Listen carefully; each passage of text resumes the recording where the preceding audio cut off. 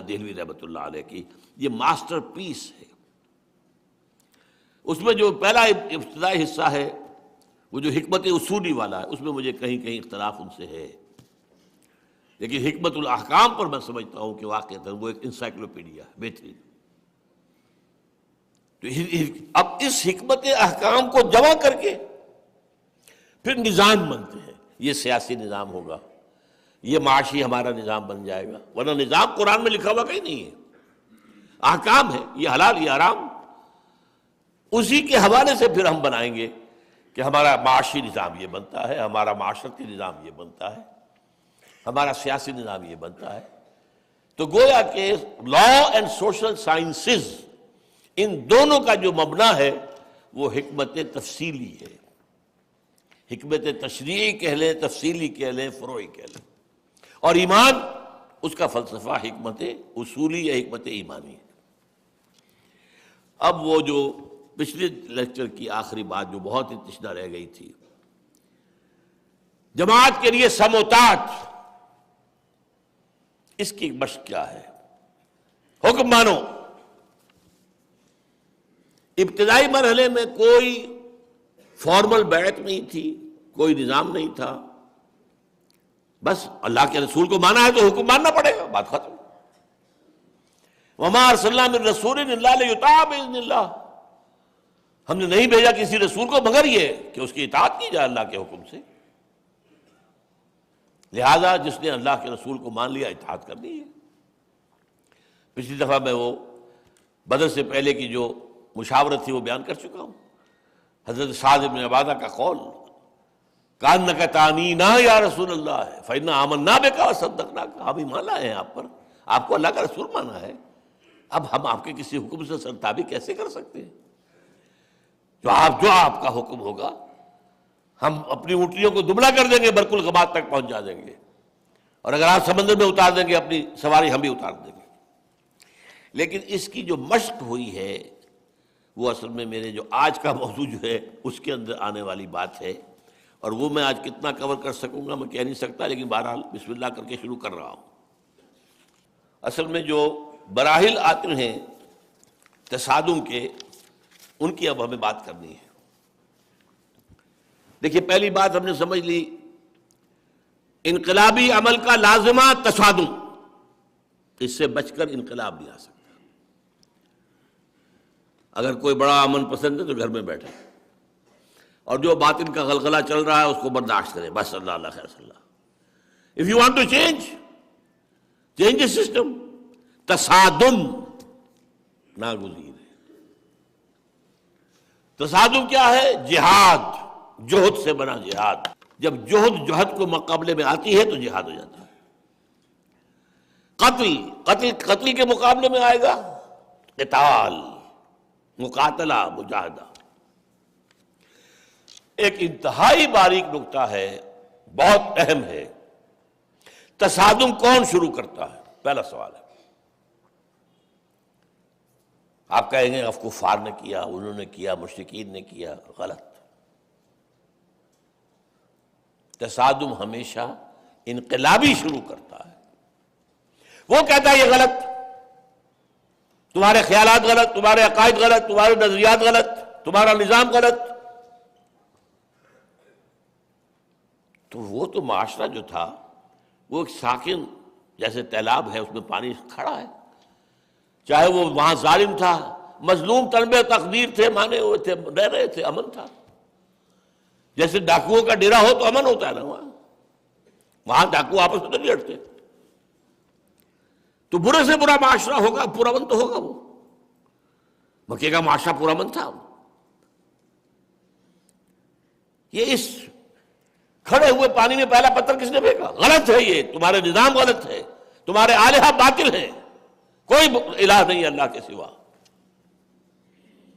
اور یہ سرمایہ دار اور جو کھانا نہیں کھلاتے غریبوں کو، یتیموں کو دھتکارتے ہیں، ان کی نفی کی کہ نہیں کی؟ کیا وہ لوگ دیکھ نہیں رہتے کن کے اوپر یہ پڑ رہی ہے زد؟ تو پہلی بات جان لیجئے کہ تصادم کا آغاز انقلابیوں کی طرف سے ہوتا ہے،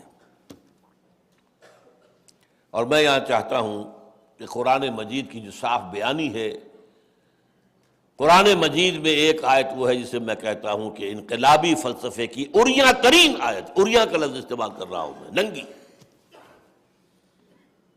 آیت نمبر 24 ہے یہ سورہ حدید کی۔ لقد ارسلنا رسلنا بالبینات، ہم نے بھیجا اپنے رسولوں کو واضح نشانیوں کے ساتھ۔ وانزلنا معهم الکتاب والمیزان، ان کے ساتھ کتاب بھی اتاری، میزان بھی اتارے، شریعت اور قانون، اور پھر یہ کہ عدل کا نظام۔ یہ سب کیوں کیا ہم نے؟ یہ کوئی ہماری ہابی تھی، ہمارا شوق تھا، کیا تھا؟ لے یقوم الناس بالقسط، تاکہ لوگ عدل پر قائم ہو، ظلم ختم ہو، ایکسپلائٹیشن ختم ہو، ریپریشن ختم ہو۔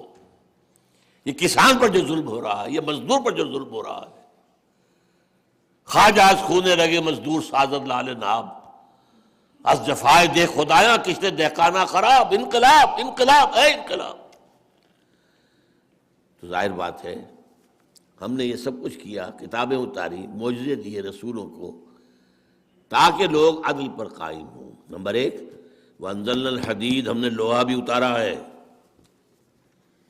فیہ باس شدید، اس میں جنگ کی صلاحیت ہے بہت سخت، تلوار بنے گی، ڈال بنے گا، نیزہ بنے گا۔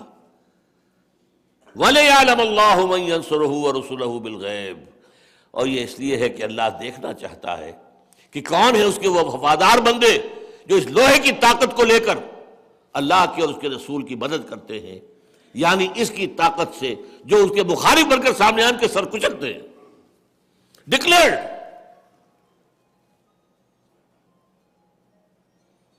یہ بات اچھی طرح سمجھ لیجیے،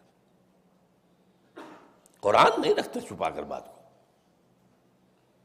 اسی لیے پھر سورہ صف کی آیات، هو الذی ارسل رسولہ بالہدی ودین الحق لیظہرہ علی الدین کلہ ولو کرہ المشرکون، چاہے مشرکوں کو ناگوار ہو، چاہے یہودیوں کو ناگوار ہو، یریدون لیطفئوا نور اللہ بافواہہم، لیکن اے اہل ایمان اگر تم چاہتے ہو جہنم سے چھٹکارا، یا ایھا الذین آمنوا هل ادلکم علی تجارۃ تنجیکم من عذاب الیم تؤمنون باللہ ورسولہ وتجاہدون فی سبیل اللہ باموالکم وانفسکم، جہاد کرو، اس کے بغیر جہنم سے چھٹکارا ممکن نہیں ہے۔ اور اسی جہاد سے آگے اسی صورت میں کہا ہے، یا ایھا الذین آمنوا کونوا انصار اللہ، بنو اللہ کے مددگار، اللہ کے دین کو، اللہ کے جھنڈے کو کھڑا کرنا، اللہ کے دین کو قائم کرنا، یہ اللہ کی مدد ہے۔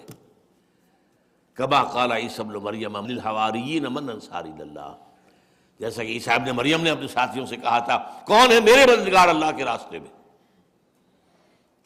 قال الحواریون نحن انصار اللہ، حواریین نے کہا تھا ہم ہیں اللہ کے بندے، اللہ کے مددگار۔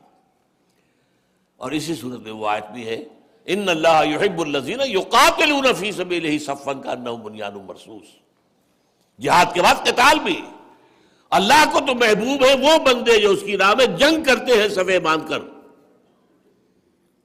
یہ نہیں کہ بس تزکیہ ہو رہا ہے، کرامات کا تذکرہ ہو رہا ہے، اور یہ ہو گیا، فلاں کو یہ ہو گیا، فلاں نے یہ کر دیا، قصے ہیں، کہانیاں ہیں، سنی جا رہی ہیں، پڑھی جا رہی ہیں، ذکر و اذکار جو کہ حضور سے منقول نہیں ان کے مطابق چل رہی ہے۔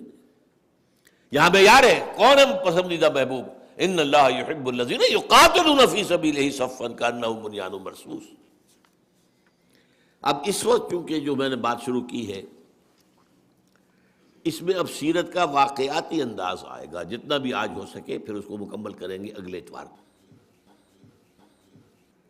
لیکن اس میں میں وضاحت پہلے سے کر دوں، ایک بہت سخت اور بہت تلخ بات کہی، جو میں نے چونکہ پہلے بھی کہیں حوالہ دیا ہے ٹوائنبی کا۔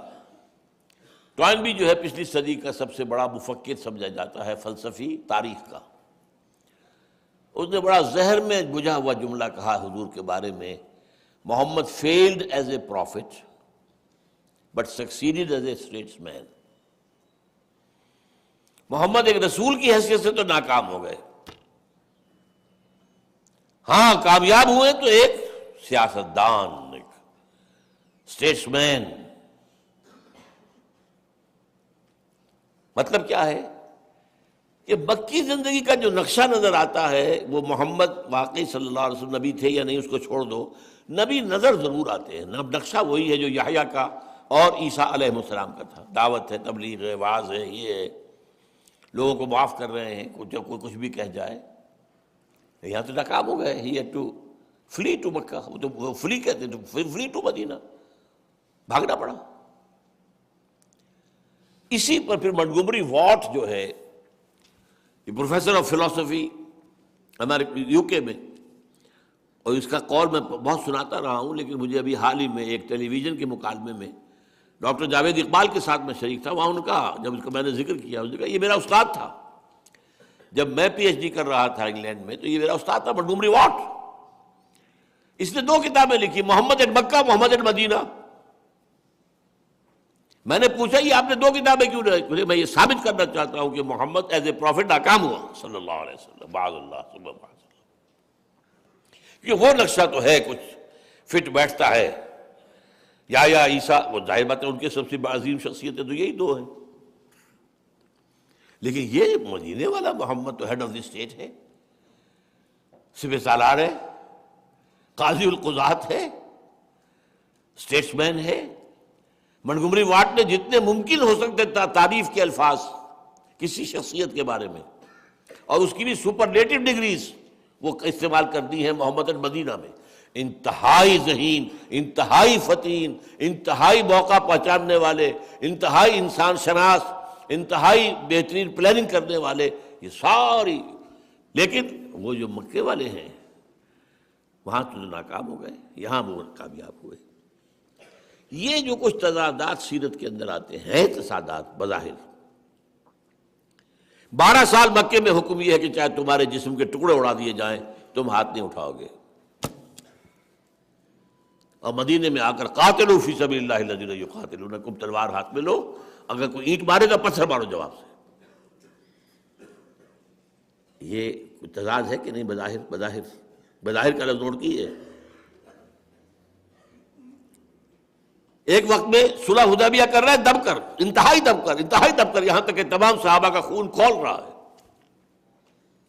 حضرت عمر ضبط نہیں کر سکے اور کچھ آپ سے کچھ کراس کوشچننگ بھی کر بیٹھے، بعد میں پچھتاتے رہے۔ 1 سال کے بعد مکے کا سردار آ رہا ہے، خوش آمدید کر رہا ہے، سفارشیں ڈلوا رہا ہے، اور صلح نہیں کر رہے۔ کنٹراسٹ ہے کہ نہیں؟ یہ سارا کنٹراسٹ جو ہے، میں اللہ کا شکر ادا کرتا ہوں، فضل سیرت کی یہ خدمت میں نے کی ہے اپنی کتاب میں منہج انقلاب نبوی میں، ان سب کو حل کیا، میں نے ریزالو کیا۔ یہ ایک پروسیس کے، ریولوشنری پروسیس کے ناگزیر سٹیپس ہیں،